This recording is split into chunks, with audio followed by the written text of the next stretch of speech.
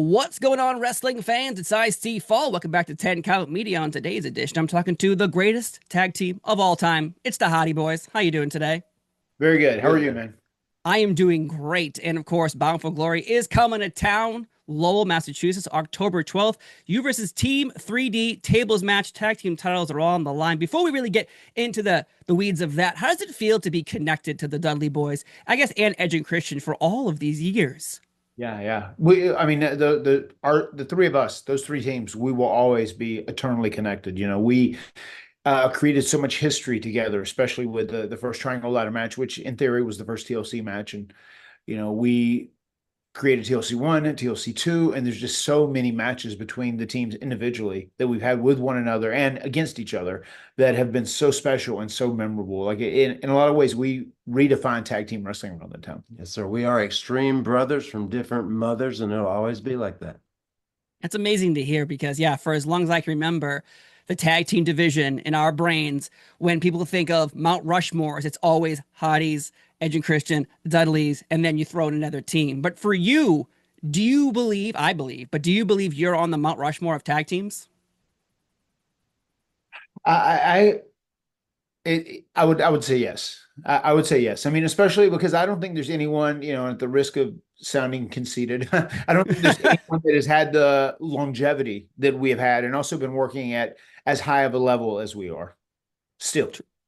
Facts, facts. Yeah. And of course, oh, do you have anything to say, Jeff, about that? No, I agree. I agree with Matt. Yeah, yeah, ditto.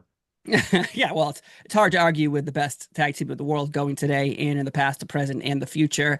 But with Bound for Glory coming up, I do want to talk about a few Bound for Glory memories you've had before. The Great War in 2016. Oh my. We've had flying pumpkins, we had monster trucks, we had everything. But was there something in that match that you weren't able to pull off that you wanted to?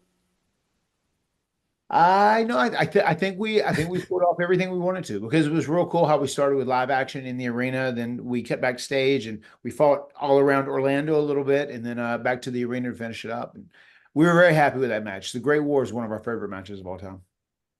And it's so funny too, because when the Broken Universe started becoming a thing, this is where I started noticing people recording reaction videos of watching the Broken Universe matches. This was Right. kind of new for wrestling fans. How do you feel about, cinematic matches? I tip my hat to you. Recording reactions, I also would tip my hat to you. How do you feel that it feels like you guys started this reaction video phenomenon we're in right now? Yeah, and it's such a big thing now. I know you see it constantly. I think it's cool. I mean, we've been blessed with so many great moments. I mean, when you think about our whole career, you look back and we had some great tag team matches, obviously in the late 90s, early 2000s. But we were also guys who told stories in a different way using inanimate objects with tables, ladders, and chairs. And obviously, we had the help of Edge and Christian and Team 3D to do that. And then we also had another defining moment where we kind of did the modern day cinematic match, with Mhm.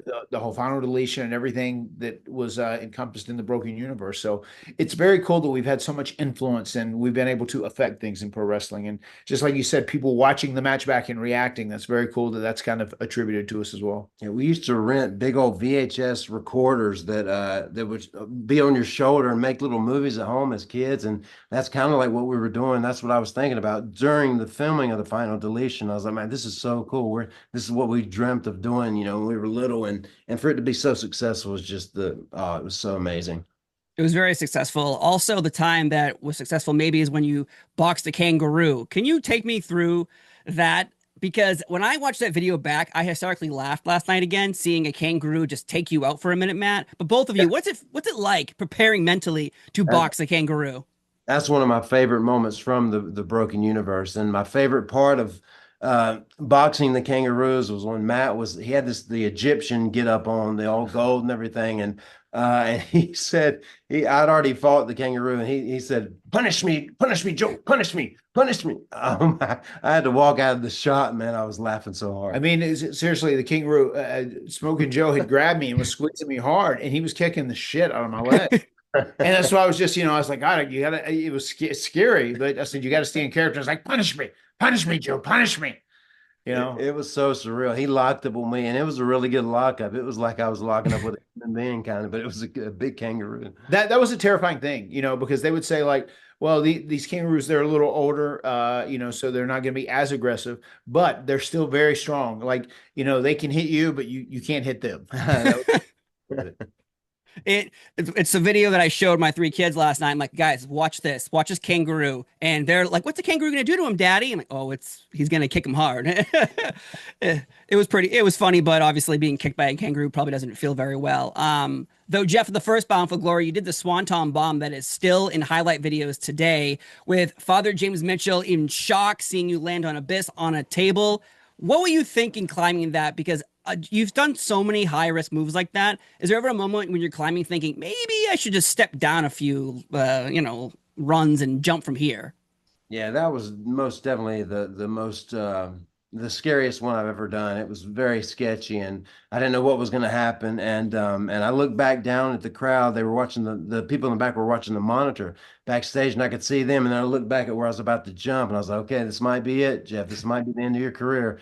And it was terrifying, but fear is part of the fun, and it all worked out, and I'm super glad I went for it. Yes, it's one of those moments that is still brought up today. And of course, Matt, with you, you won the TNA World Championship at Bound from Glory as well. Your family was there. Drew McIntyre, EC3 were in the match as well. Take me through that because you've been world champion in ECW, but now you're the world champion in TNA and your family's there. It's a huge moment. Emotionally, what was going through your brain? It was exciting. It was cool too because we were in North Carolina. We were a couple hours from our house where we lived at the Hardy compound, and to have my dad there was very special. To have my firstborn son there, very special, and it was truly a great moment. I was very very honored and very proud of that moment. Yeah. And of course, with Bound for Glory coming up again, it's October 12th, folks. You get to see Team 3D versus the Hardys one more time. It's monumental for a lot of wrestling fans seeing this happen one more time. Our childhood coming alive once again. But I wanted to ask a couple fun questions. These are kind of one word answers. I want both of you to answer them because we never know what our brothers are thinking in their brain. So here we go. If you could swap lives with any fictional character for a day, who would it be? Hmm. Bigfoot? Give it fictional. Yeah, that's wild. I would almost say Dexter because I'm such a Dexter fan, but I would have to do it during his run with New Blood when he didn't kill people for so long. I was just gonna say, so you want to kill people, man? Is that what we're going with here? That's the headline coming out of this interview. If you could instantly master any skill, what would it be? Welding. Well, Singing. Hey, oh, cats or dogs? dogs. Dogs. Hmm? Do you want your kids to follow in your footsteps and continue the Hardy lineage? If they wish. Yeah, it wouldn't be one of the coolest things on planet Earth to have the first Hardy Girl tag team in pro wrestling.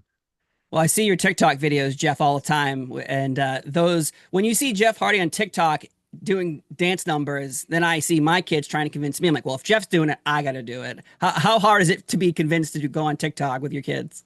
It's pretty easy, man. But I used to feel cool dancing. Now I just feel pretty goofy, trying to keep up with my daughter. But it's fun, man. I love it. Well, when I told my wife I was interviewing the Hardy Boys today, she started doing the Hardy Boys dance. The jive. And where does that originate from? Michael PSAs, man. He used to do like a little thing like this, and he would moonwalk and then tag his partner Jimmy Garvin. But it came from Michael Hayes. I just used it on my entrance, but he would do that in the ring like during a match all the time, and that's where it came from. The He juke. looked good. He looked good in those Janko pants as well. And those He did. maybe he did. It was surprising to see how good he did. He looked in those. He Though committed. He committed to the team. So. that's right. He didn't want. He's like, I'm not going to go out there and wear my normal garb. We're going to wear this. We're going to wear exactly what you guys have. And he didn't do the dance when he came out. Disappointing. But in 2003, you guys wrote a book together, and a lot has happened since 2003. Are there plans for another book? We've lived life now. We've lived several lives, it feels like, since then. And I think it would almost be time for us to write individual books just because we've both lived so many lives since then. Yeah, I've actually started. I got 4 years worth of journaling throughout my alcoholism. So, I mean, I've already started trying to go back each page and kind of write one, but it's a huge project. I might end up needing a little help doing it, but it's definitely something I want to complete before my life is over. Well, of course, yeah, a lot has happened since 2003 for both of you, growing up and so many different ups and downs in your careers. But, I think a book like that would really help a lot of people because when you guys meet fans, how often are you hearing fans saying to you, you helped me get through this tough time, or you guys helped me through this? Because I imagine you inspire a lot of people. Yeah, we hear that a lot. we And we hear also hear you're in my childhood. We hear that so much. it's pretty much a daily thing. We hear that almost daily. Wow. Now, with TNA having the Hall of Fame, who do you believe should go in the Hall of Fame next? Because we've had Gail Kim, we've had Awesome Kong, Team 3D. Who's next on your list? Put AJ Styles in there. Hey, that's a good, yeah, that's great, actually, Kind of feels like the heart and soul of TNA, maybe. for sure. True. I feel like for a long time he was Mr. TNA, and it's great to see that recently we got to hear the music and appearance and things of that nature. So, but with Bound for Glory on October 12th coming up, there are NXT wrestlers there. And when you were in TNA before and then now, did you ever in your wildest imagination think that the WWE be working with TNA and other organizations as well? Yeah, no, it was pretty surprising, but it's very cool. I'm glad it's happening. For sure. And then one last question. What is going to happen? Lowell, Massachusetts, October 12th, Bound for Glory coming up. Are you going to leave the tag team champions? We plan on leaving the tag team champions. We love Bully Ray. We love Devon, but this is what has to happen to them. We're also going to love making them fade away and classify themselves as obsolete. Obsolete. And Bound for Glory is the final deletion of the Dudleys. Beautiful. Well, thank you so much for your time today, Hardy Boys. I appreciate it. And always, the GOATs, professional wrestling tag teams. Thanks again for being here on 10 Count Media. I'm Seafall. They're the Hardy Boys. Have a wonderful day, and we'll see you next time. Bye.